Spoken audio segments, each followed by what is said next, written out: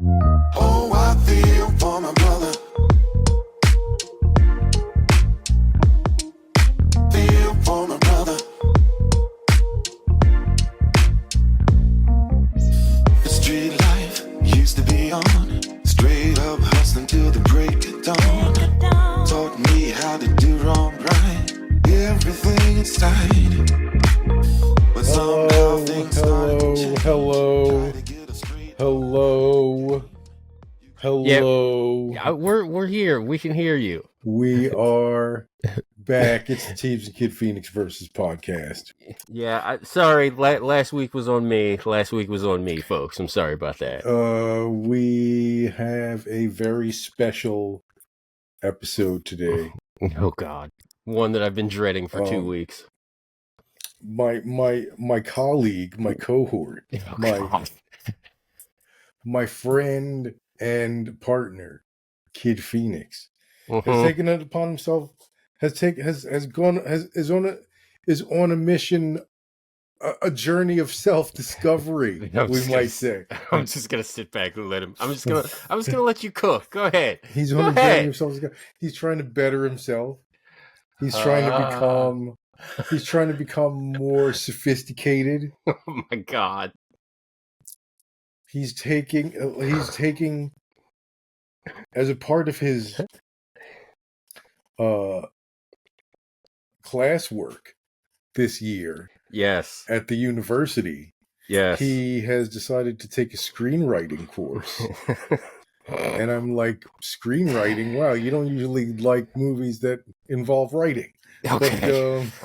But, all movies require writing. What are you talking about? That is true, but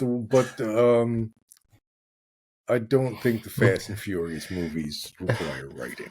I just watch get in a movies car and do stuff, and here, Rock, you get in this car and you do stuff, and we'll edit it together. We'll make it work. I watch movies that are a little bit more complicated than guy holds gun, guy pulls trigger, thing goes boom. That's only some of the movies that I watch. Sometimes guy holds gun, guy pulls trigger, nothing happens. Okay. It's a real think piece there. Folks, you can understand why I've been dreading this podcast now. So no, you've been taking a screenwriting class. Explain to the good people out there what has been happening, why, what's been going on. What's the what here?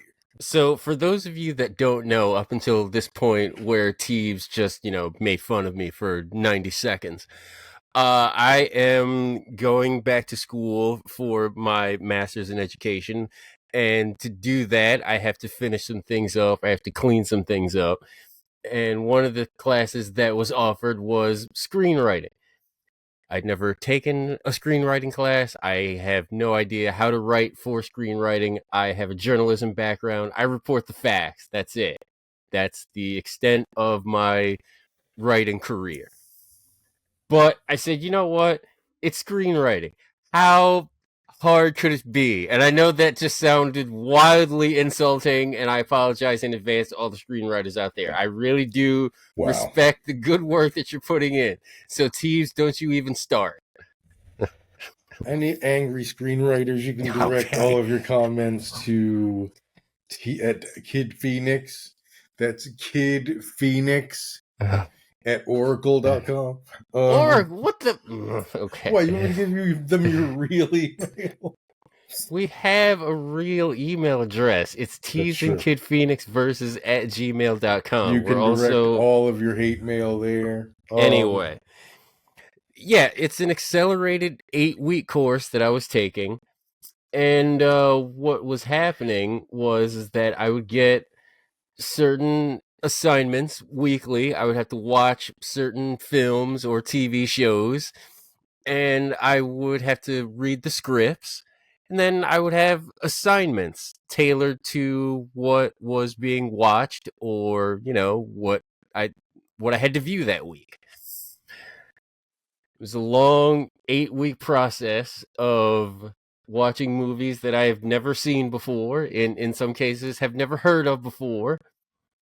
So yeah, you provided me with a list Yes, I of the did. films that you watched, That I did. or some of the films that you had the option of watching. I sent Um, Teebs an entire organized list of the things that I was assigned. we're going to go ahead and put this list on the feed when Oh this my is god. over. But Do we have to? just to pull out some standouts, Chinatown, Citizen Kane, Casablanca, Jaws, Rocky, Everything Everywhere, Touch of Evil, Get Out, Yeah, I watched all of these, folks. Eternal Sunshine, Pulp Fiction, Being John Malkovich, Magnolia, No Country, That was Godfather, Magnolia was a slog, let me just tell you right now. Color Purple. Had to watch that for the cultures. Black History Month. I had to. Also for the culture, he watched Jurassic Park, Titanic, Hidden Figures, and Goodfellas. Can I just go back to something real quick? Yeah. How is Titanic for the culture exactly? How No, is Jurassic Park is for the culture. Titanic is not for the culture. just Samuel L. Jackson makes Jurassic Park the culture? 100%. All right, fine. These are questions. These are questions I have to ask. So quick question. Okay. What do you think you learned about screenwriting, or maybe about the making of movies, that you didn't know before this class? I think the one thing that I took away from the class is the simple fact that regardless of how short a script is, in the class I was taught that your typical movie script is maybe at most 100 pages. I was taught it's usually about a page a minute. A So page a minute, right? if you have 120 minute movie, should have 120 page script or thereabouts. And obviously for a TV show, for a sitcom or a Netflix John, then you're looking at like 30, 60 pages. Basically, like Steve said, a minute per page. And Teleplays are a little bit different because depending on what era they were written in, they may or may not have 5 breaks scheduled in. And I was not aware of this. And like I said, no one gave me the opportunity to clarify getting angry screenwriters upset with me. I respect the craft. Okay? All right. I will say, without the application of Final Draft, I would have dropped this class in the first 2 weeks. The formatting of a screenplay before Final Draft. Listen, props to the screenwriter of Chinatown doing it out there with just like a regular old typewriter. I believe the screenwriter of Chinatown. That is some impressive shit right there. That is absolutely impressive. Yes. And I fully respect the screenwriters that came before. People like Matt Damon, Ben Affleck did Good Will Hunting famously. And yeah, I think I have a new appreciation for how to watch film, I guess I should say. I remember talking to you about Captain America Brave New World, and Teebs was making fun of me because I'm out here discussing the quote unquote second act of Brave New World like I'm this like film bro, and I'm like, no man, I'm just breaking it down into the 3-act structure that I was taught. Yes, there's 3-act structure. One of these days, you're going to have to fill yourself in on the save the cat method. You realize my class is over. I don't have to do anything having to do with screenwriting ever again. Okay, I'm retired from screenwriting. Right. I would hope not, because I hope that this is something that you will continue to think about as you are watching these films. Can I ask you a question? Yes. You're a comic book guy. I was reading all these scripts and all like that, and I'm wondering if there's some kind of parallel between screenwriting and comic book panel writing. Not to Uh, sound disrespectful, but it kind of no, you're flows not to me being the same way. disrespectful. Yes, except the main difference is you have to tell them, you have to, if you're, sometimes it depends on who your artist is and what your relationship is with them. But for the most part, you have to tell them what kind of speech it is. If you have suggestions for how the lettering should play out, you have to tell them that. Um, you have to, if you have a head for page layout, you can suggest it in there, but just always be ready for the artist to say, you don't know what the hell you're talking about, and I'm doing it like this. But the problem, okay, the main difference between doing a comic versus doing a movie is with the movie, the screen, for lack of a better term, stays the same. Okay. And with a comic book, the screen can be vertical or horizontal or diagonal or crescent shaped or whatever. So Crescent you can shape. use that to your advantage. So let's just play this. But also, when you're writing a script, you can use sound cues a lot more than you can in a comic book. Let's play this out then. You're my artist. We're doing the revival that we've talked about that we won't discuss on air right now. But if it's me and you, we kind of have the Okay, hold on a second. We can save that for the comic writing podcast. We're still talking about screenplays. Don't try to get out of this. Don't try to change the subject. I tried. Listen, Okay. All right. Fine. is there any film or is there anything that you watched in this project, Class in this undertaking, that you like? Maybe it was a movie that like you didn't know what the big deal was about, or maybe it was a movie that you had heard of, but like now since you read the screenplay and watched it, you like have like an appreciation and a respect for it. Yeah, that happened week 1 with Chinatown. Chinatown's Right. a movie I've never watched before in my entire life. I watched Chinatown. I read the first, I think, 30, 40 pages of the script. And um I was into it. I was down. I told Teebs this when I finished the movie. I don't dislike Chinatown, but I did mention to him if I had seen Chinatown before I had seen these other detective stories, then I would probably appreciate it a little bit more. The fact that I've seen so many detective stories, so many detective TV shows, I just don't know if I had the appreciation for Chinatown as opposed to somebody like they saw it when they were like coming up or like in their 20s. I see. Okay, so the problem here is a problem that I have encountered recently with another friend of mine who's seen a classic. What do you do with a movie or a property or something that has defined the genre so completely and that everything else is so built up on that the actual thing itself doesn't have the same like, okay, if you watch Halloween in 1978, your socks are not completely off. If you Yeah, watch Halloween in 2025, you're like, oh, this movie's kind of whack and slow. But like trying to explain to somebody that like, look, um, there were horror movies before, and then there was Halloween, and that's why every horror movie looks the way it does.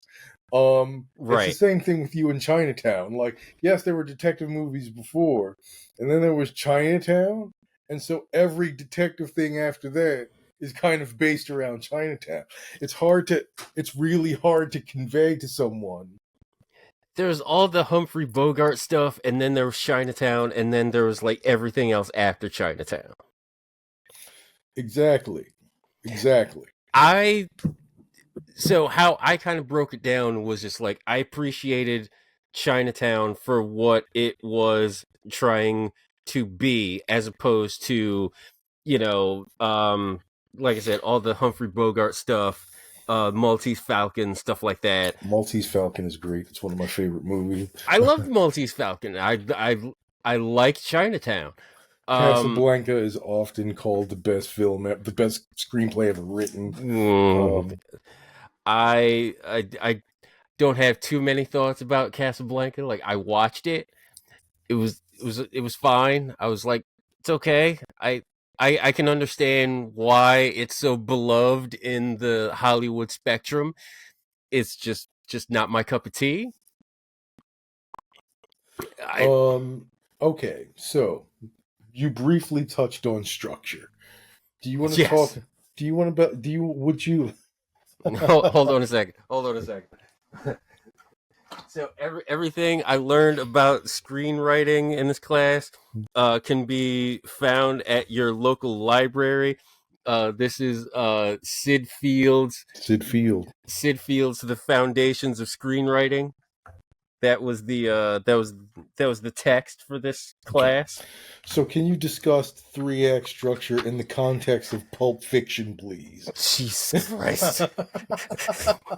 What 3-act structure?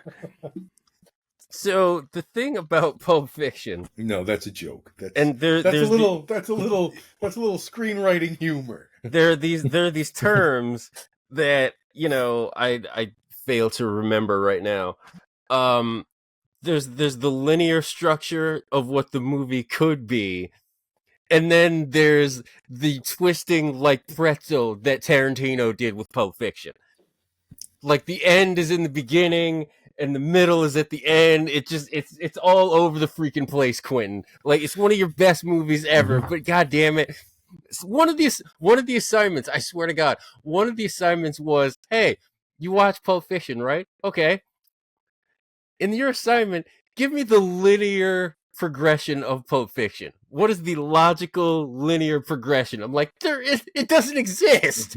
That's very different. That's unfortunate, because I see on your list here you also had Memento, and Memento and Pulp Fiction on here. would have been an interesting opportunity to talk about broken up structures and things like that. But I want to touch on something else you said briefly about.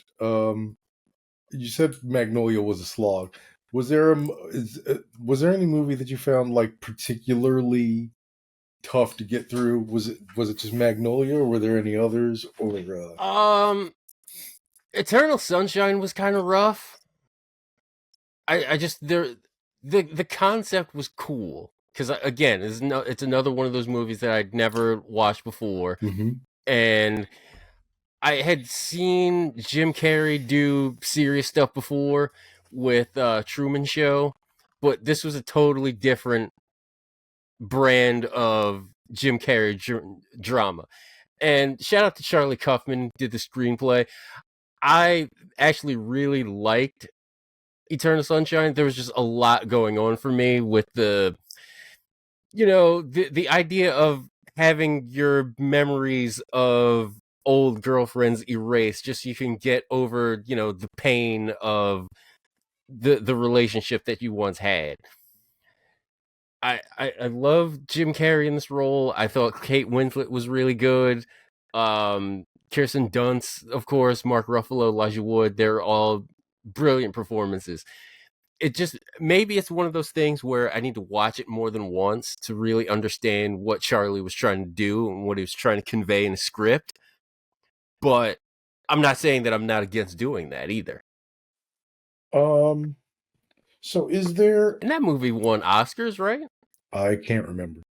Is there a movie that now you would be excited to maybe... Oh yeah, Charlie Kaufman won Best Original Screenplay for the Academy. Nice. Okay, is there a movie now that, thinking about it, you say to yourself, I'd really like to read that screenplay. I'd really like to see how that went, how that was structured, and how that went down. Are you talking about movies that were on the list, or just my favorite? No, they don't necessarily have to be on the list. Just any movies that you're like, I mean, because as you've seen, I'm sure as you've seen, sometimes things change a lot from the script to what actually winds up on the screen.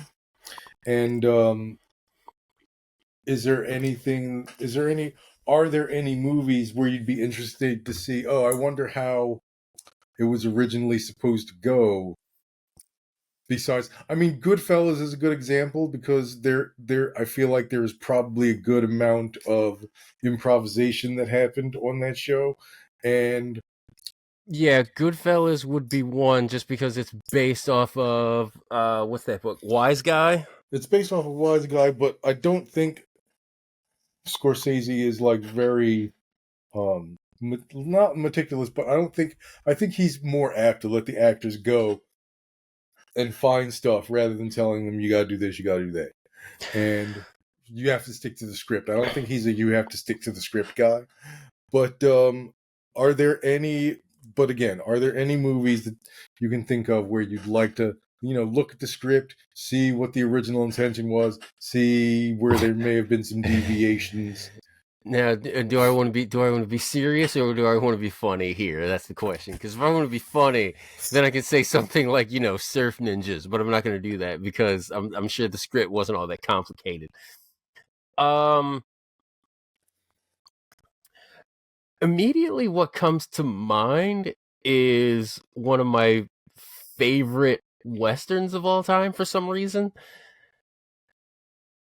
I feel like Tombstone may have had like a really interesting screenplay at first, but then famously I think there were like a bunch of like rewrites and stuff, right? I think what happened was it's rumored that George Cosmatos is supposed to have been the director, is credited as director, but I think it was a passion project for Kurt Russell, so I believe he took over a lot of the directorial duties on that show, but I don't know that there were a lot of screenplay changes. And I'm Um, probably I'm probably being like very like cliche about it when I say just like, oh, look, the book was better because I read Jurassic Park after the movie. So I already know that there are parts of Jurassic Park that were rewritten from the book versus the screenplay. If you've never read the book, some of the kills in the book Jurassic Park they are just happen in toned different places. way they're not only do they have in different places, they're toned way down. Oh, I'm not okay. So I'm not specifically saying changes from source material to screenplay. What I'm Okay. talking about specifically is changes from screenplay to final film, like how famously um, I mean, Harrison Ford. The Matrix is a big one for me. So you'd like to see the script of The Matrix? I think I that's a good answer. Because I would really like to know if. Well, why why is that your answer? so I if I remember, and you can correct me if I'm wrong about this, like the Wachowskis had they had the original story, and then they changed some parts about the original story that they acquired somehow, whatever, and then they put that vision onto film. So I'm kind of wondering, like, honestly, I want to see the transition from screenplay A to screenplay B, and then from their screenplay to the movie. I would like to see if they envisioned all of the effects. I would like to see how they envisioned all the effects. If they envisioned them exactly the way they are on the script, or if Oh, it I was would more of a, oh hey, I know this is what you have in the script, but we can do this whole thing where we like stop time, and they're like, dope, let's do that instead. I So would love to see how things were uh described in those scripts. mhm, Also, another one like Back to the Future comes to mind. Like I want like I just want to see some of the context and some of the parentheticals in that script. mhm, Just like the reaction like and for those that don't know, parentheticals are just kind of like uh extra descriptors, I guess I'll say. mhm. If that I don't know if that true or not. Now, were you able to glean any other insights to film through taking this class, through this exercise? I do feel like I have a better appreciation for film in general. I think that the screenplay class, like, it has taught me that a lot goes into, forget like adapting stories from like comic books or books or anything like that, but just like original screenplay work. My final project was a 3-page script that I had to come up with like on my own from scratch. And before you even ask, no, I'm not posting that to Facebook. No effing way. Well, what did you get on the assignment? So on my part of it, I got a 10 out of 10. No notes. No notes. I can pull up the notes from my professor if you want, but it just might take me a second. No thanks. But again, it was an 8-week class. I was told that, hey, you need to be working on this assignment from week like 2, basically. There's no way you can do this in just like a weekend. I'm just like, oh, you're full of shit. Whatever. I'll just knock this out in like 24 hours. Yeah. That did not happen. I built the world. I built the characters, and I had to take regular breaks because my brain just stopped working. Built a world for a 3-page script? Shut up, man. Listen, don't get me wrong. I'm impressed.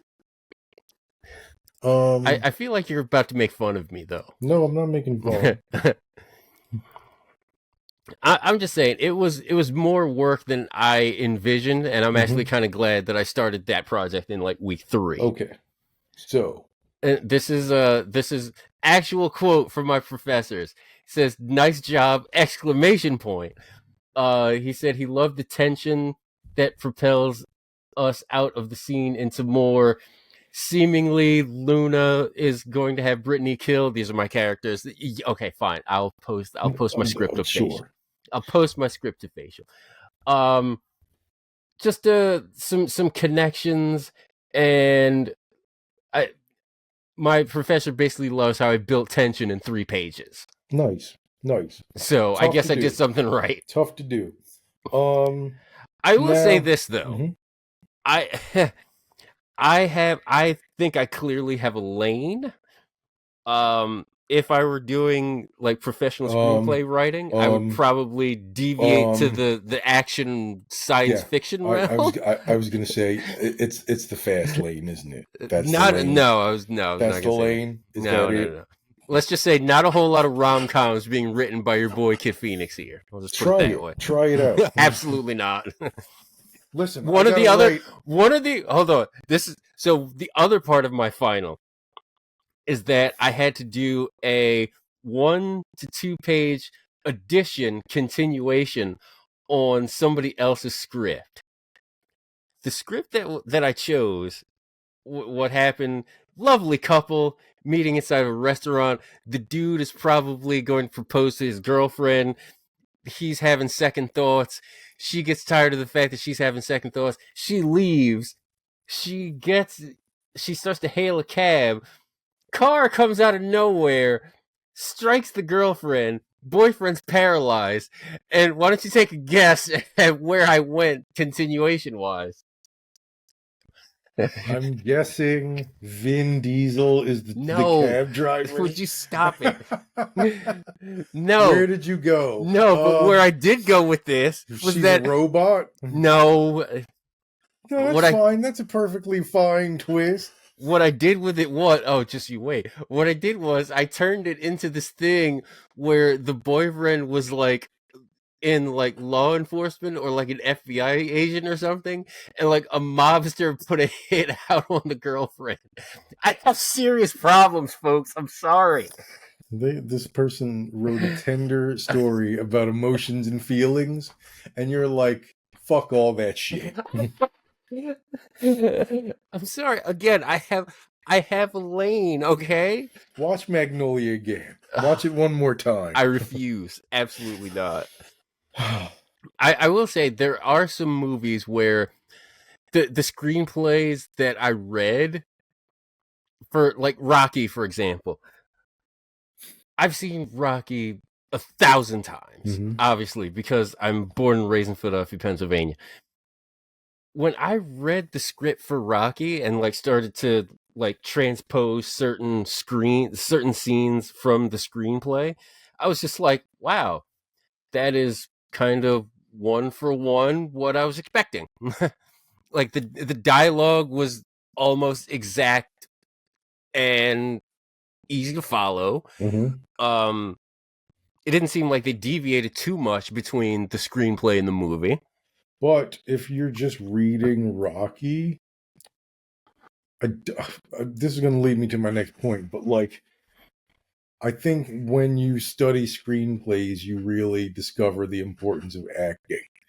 Yes. Because if you just read Rocky, it's a pretty straightforward story. Um, it's not. I mean, it's not. It's okay, but it's not great. The movie is great, and that's because of the performances. Right. Um, And that's something that was also taught in the class too. It's like you could have the greatest screenplay like ever, but you have to have the performances to back it up and bring it to life. I've seen. Not a whole Yeah, lot of movies do that. there are movies with great screenplays that the acting just murders, Yeah. and there are movies with shit screenplays that the acting just elevates everything. So Which Wes Anderson movie are you referring to? all of them, every one, Oh, come terrible. on. Royal Tenenbaums was on the Tannen, watch list. okay, yeah. Tannenbaums was on the watch list, but I chose to watch Being John Malkovich Mhm. instead. Yeah, like, sorry, just Wes Anderson is just not for me. Just not for me. Not for me Not for me. either. Not for me. Um, Everything to do with Wes Anderson is just, it's like aggressively white, and I can't relate. I'm sorry. Yeah. You're saying Wes Anderson is aggressively white, but like No Country for Old Men, What I'm Jesus, the saying is Coen his, brothers. what I'm saying, his sensibilities are aggressively white. Um, It's I, probably fair. I love the Coen brothers. I think the Coen brothers might be my favorite filmmakers. They're definitely they're definitely top five, and they're not number five.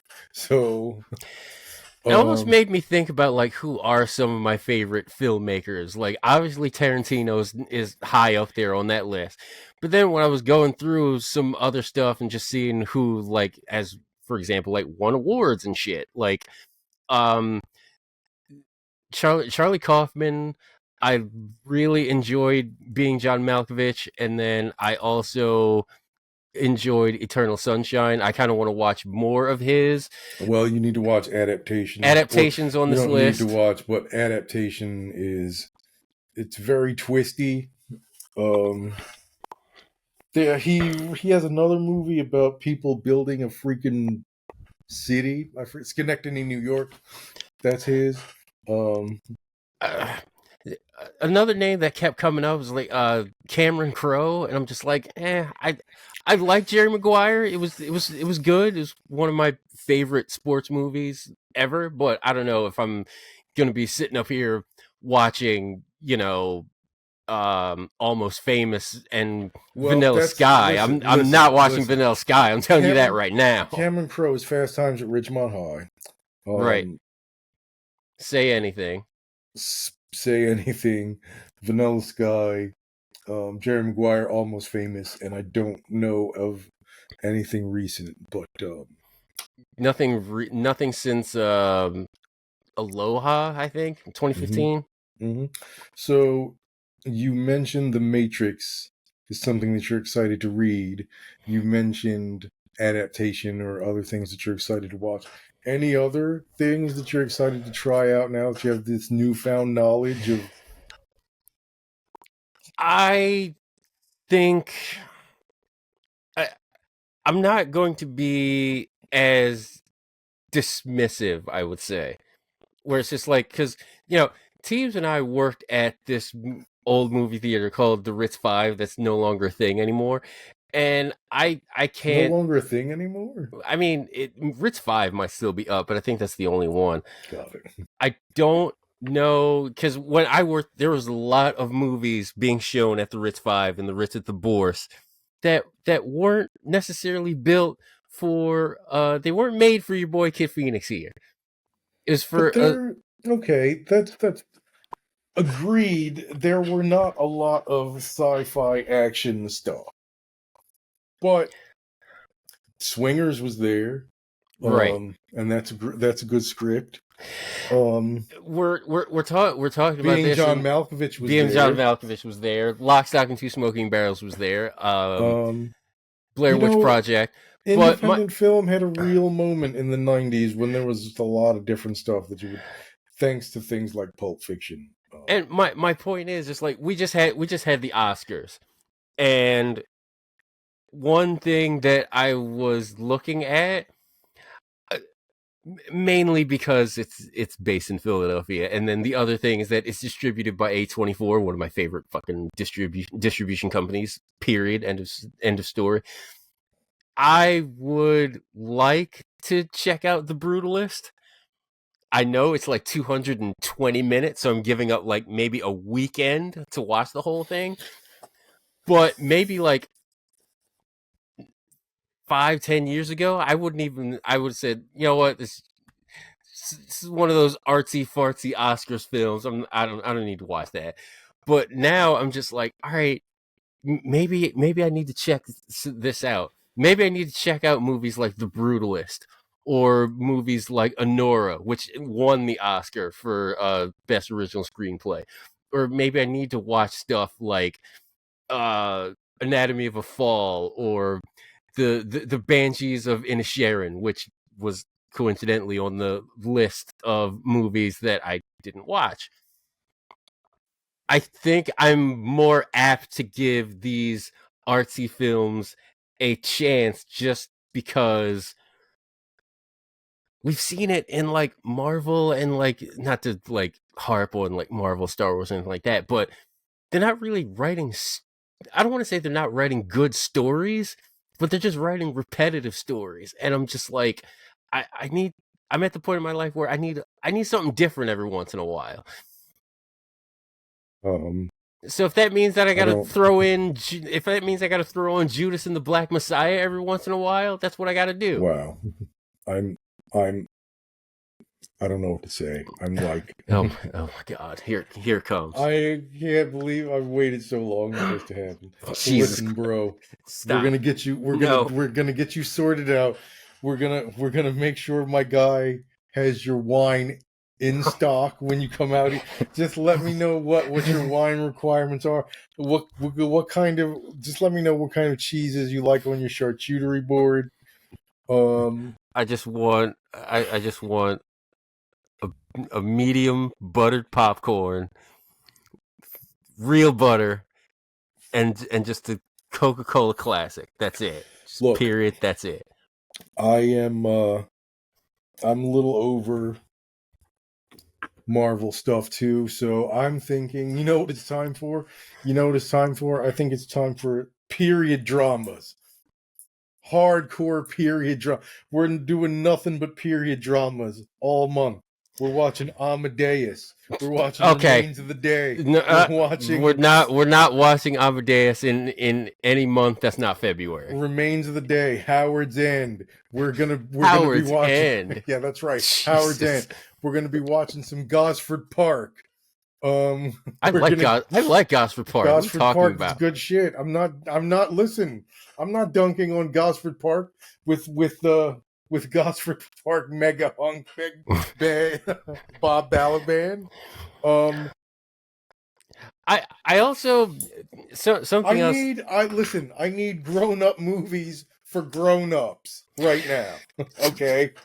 Here's something else that I'll say about like screenwriting. I think that it is interesting seeing some of the Oscars that have been nominated for just for the award. There are things that are in my wheelhouse. Like, for example, The Big Sick, which is probably one of my favorite rom-coms of the last 5-10 years or so. Mm-hmm. That was a really good one. There's some Disney stuff in here. Up was famously nominated for a original screenplay, lost to The Hurt Locker. Wally is in here. Ratatouille is in here. Here's something I did not know. Do you know Bridesmaids was fucking nominated for an Oscar for screenwriting? I did know that. I had no idea. Yeah, I mean, That is crazy to me that the movie that produced Melissa McCarthy taking a shit in a sink was nominated for an Oscar. Great work by you, Kristen Wiig. Great work. well, there was a little bit more to it than Melissa McCarthy taking a sink shit. But yeah, so But I do think that it's funny / interesting that like Hollywood is branching out, so to speak, as far as like what they consider Oscar worthy film / screenplays. Listen, we'll get into it later. The screenplay category is always where they put films that aren't quote unquote Oscar movies. They're not they're not best picture nominees, so they'll go in screenplay and it's a whole thing. But I did have a question. yeah. And I say this with as much carefulness as possible. But when I was looking over my watch list, I did notice that there was only one Woody Allen film there. Your watch list? Yeah, Annie Hall was the only Woody Allen film that was on the watch list. You can understand there might be some yeah, I know. about. I know. I understand that, but I mean, I don't see Leonard Part 6 on here either. Or, well, that's not what I meant. Woody Allen has always been considered like one of the better screenwriters in Hollywood history, right? He is, but he's fallen out of favor right now. Okay. So even you feel like despite the fact that he's like fallen out of favor, like do you feel that personally Woody Allen should be at least recognized in like a class like this past just Annie Hall? I don't know that. I mean, look, Annie Hall is kind of the quintessential Woody Allen movie. There's a lot of different flavors to it, but for the most part, like it's that. Okay. Different versions of that and like different dressing of that. But that said, they're all clever. They're all they all are emotional. They all have their thing. Like Hannah and Her Sisters, Manhattan, probably the ones I would go with. But I've seen Manhattan. I want to say I watched Manhattan at the video library. I think it was our boy David that put that on one day. The Sleeper is great. I think Manhattan's the funniest, but this class wasn't all about film though. This class there was TV in here as well. So Squid Game was a TV show on this list. I feel like Breaking Bad, Beef, The Leftovers, they were all on this watch list too. I mean, I don't know how much you can really learn from. Well, maybe you can explain. Maybe do you feel like it's beneficial watching one pilot episode of a television show? So I'm gonna speak on Breaking Bad, the pilot. So from the pilot and just reading the script of that one pilot, there's just so much world building going on just in that pilot. You're establishing Walter White, you're establishing Jesse, you're establishing the world that this fictional world that Walt has kind of gotten used to as this like professor, but that he kind of wants more. And then later on down the line, when you watch the series, you find out that, oh, he was this big wig, like, scientist that, like, gave his stuff up. But just setting those up, it just builds the story and just, like, the initial characters. Breaking Bad is one of those shows where it's just like, if you're not in it in the first 1 or 2 episodes, you're just not going to continue. But I think that the pilot did a really good job to build something interesting, and you're just like, oh, wait, this honest, hardworking teacher is going to sell meth now? What the fuck? I'm in. Let's go. Mm-hmm. I think TV shows, particularly pilots, have a tough job because they function where it's just like, this pilot is going to make or break the entire series. If this pilot doesn't hit, yeah, we might get the rest of the season, but we're getting nothing else after that.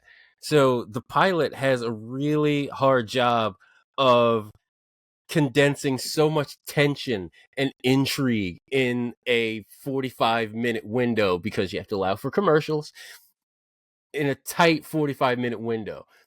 Only the best TV shows can do that. True. And don't get me wrong, I think Breaking Bad and Better Call Saul is some of the best visual storytelling there is. Incredible. But I just don't know how much of that you can glean from a... And then you take a TV show like Squid Game, another one where I watched the pilot, and the tension is like right off rip. Just from the first 5 minutes, where a dude is at the racetrack and the mobsters are going after him because he owes them money, and next thing you know, there's this like crazy game of red light, green light, and you're just like, what the fuck is happening right now? What is going on? That all happens in the first episode? That's all in the pilot, bro. Mm. I finished watching the pilot, and I'm just like, all right, I get the appeal here. Mm-hmm. I am halfway through season 1 already, and I don't want to hear any spoilers for season 2. I just know I got nothing. And I think that, for example, like I saw Brave New World, and of course we're recording this on Monday, March 3rd. Daredevil Born Again is scheduled to come out on tomorrow at 9 p.m. Eastern. And I'm not saying I'm going to watch the that. Nerd in the room. I'm not gonna sit here and say I'm going to pick through that with a fine-tooth comb. But I feel like with this continuation of the Daredevil TV show, I may be able to watch this with a bit more of a fine-tuned comb and say, all right, these are some things that were definitely brought in from the Netflix iteration. Oh wait, this is some totally new shit. And this is stuff that, like, I like what they did with the writing. I didn't like what they did with the writing. I don't know if I'm not sure. I wonder what that parenthetical there was written when Foggy is talking to Matt Murdock right there. I wonder I want the paragraph context of what Vinny D'Onofrio is going through as he's beating Matt Murdock to a pulp with his bare hands. That said, okay, well, like I said, just send me your specifications.